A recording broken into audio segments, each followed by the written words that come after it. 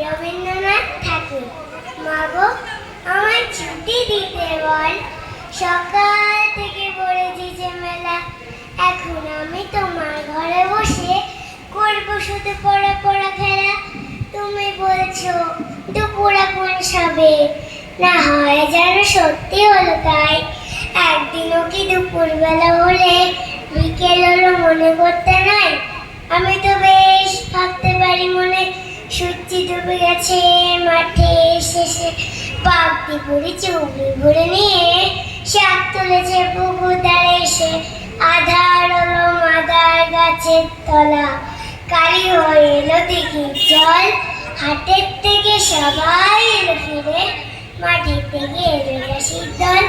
মনে কর না উঠল সাজের তারা, মনে কর না সন্ধে হলো যেন। রাতের বেলায় দুপুর যদি হয়, দুপুর বেলায় রাত হবে না কেন? নমস্কার।